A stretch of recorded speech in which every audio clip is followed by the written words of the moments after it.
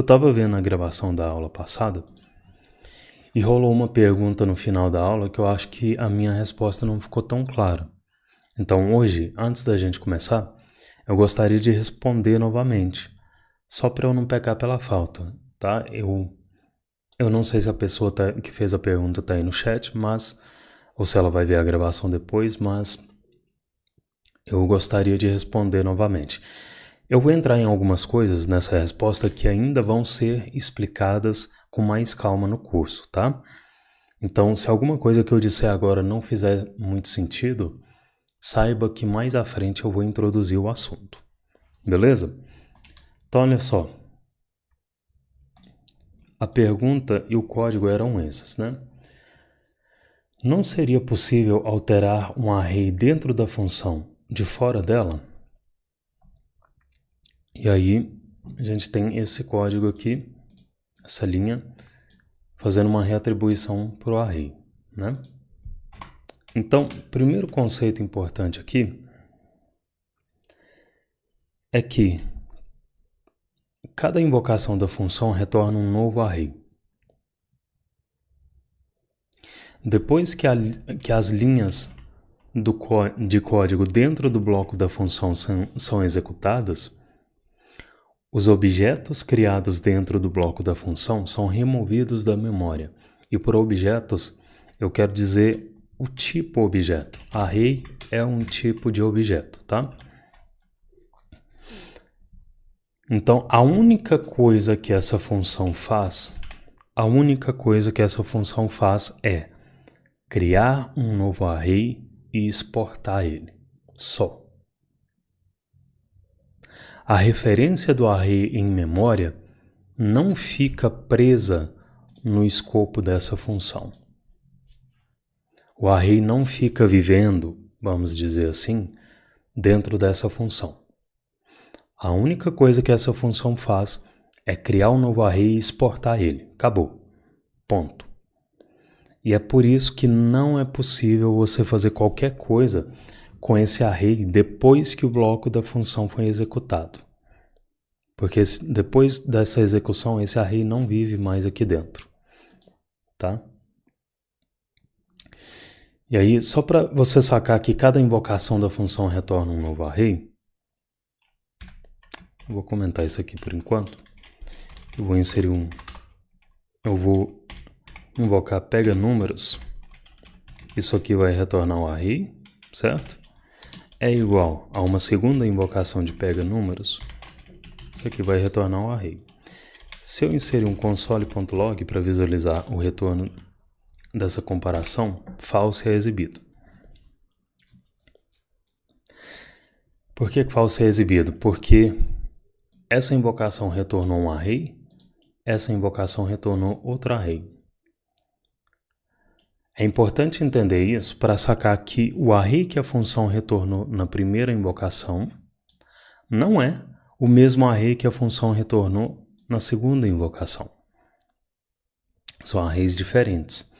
Isso demonstra que, depois que a função terminou de ser executada, você não pode fazer mais nada com o array. Porque os objetos criados dentro do bloco foram removidos da memória. Então, nessa linha, pega números, invocação de pega números, retorna o array, encadeamento de 0. De fato, está dando acesso ao index 0 do array, mas, como esse array não foi armazenado em lugar nenhum, numa const, por exemplo, a referência desse array foi perdida. Porque nada está sendo feito com ele. Ele não está sendo armazenado em lugar nenhum. Essa atribuição aqui funcionou. Mas é uma atribuição que é feita e depois o array vai para lugar nenhum. Então ele é perdido. E lembra, cada invocação da função retorna um novo array. Se eu pegar console.log, pega números, olha só, esse array que foi retornado não tem nada a ver com esse array que foi reatribuído. Porque esse array que teve o item do index 0 reatribuído, ele executou essa atribuição, mas depois ele está sendo armazenado em lugar nenhum. Então aqui na linha 12 ele já está perdido, ele já se foi.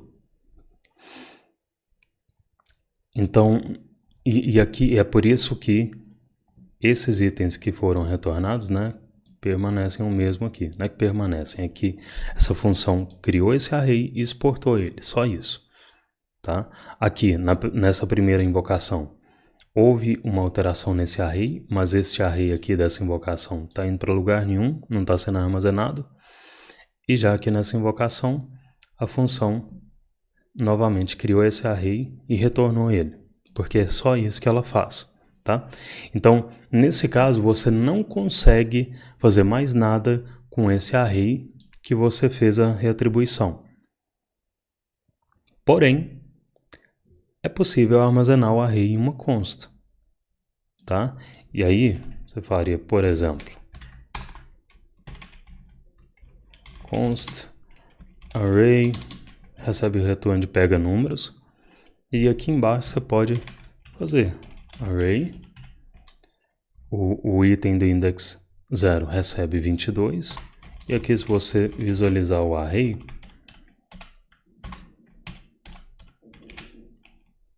tá aqui, o array com index 22 no lugar do 34, tá? E aí, a referência desse array que a função retornou não é perdida. O array vai ficar armazenado na const.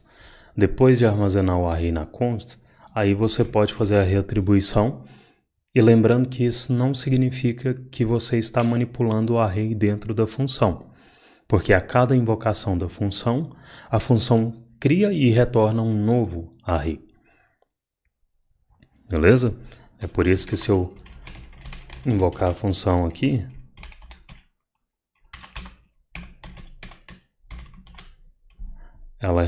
ela retorna o array do jeitinho que foi criado dentro dela, porque ela criou novamente esse array e retornou ele. Beleza? Se você precisar manter um array ou qualquer outro objeto encapsulado dentro da função, vivendo na função e ficar mutando esse array, na maioria das vezes você não precisa disso. Mas caso você precise, você pode usar um design pattern chamado singleton. Tem um vídeo onde eu mostro como fazer isso. Mas antes, galera, esse é um assunto mais avançado. Se você está fazendo o curso e vê esse vídeo, que eu vou recomendar que a pessoa que postou essa dúvida veja, você vai ficar perdido nele, porque tem coisas que eu ainda não falei. Tá? Eu só estou respondendo a pergunta que foi feita ontem, porque eu acho que a minha resposta não ficou clara. Se você não é a pessoa que fez a pergunta, talvez não seja o momento de você ver esse vídeo, beleza? O vídeo é esse aqui, ó. JavaScript puro, fazendo isso você encapsula dados em uma aplicação web. Beleza? Será que a pessoa que fez a pergunta ontem está aí no chat? Acho que não. Não apareceu até agora. Mas se tiver, só procurar no canal por esse vídeo, tá? Fazendo isso, você encapsula dados em uma aplicação web. Closures, vírgula e FA. Nesse vídeo eu mostro como encapsular valores em uma função. Essa é uma forma de fazer. A forma que eu mostrei no vídeo é uma das formas de fazer. Outra forma é usar ES-Modules. Você pode ter uma let no escopo do módulo e exportar só as funções que modificam aquela let. E aí você vai ter uma let encapsulada no escopo do módulo. Beleza?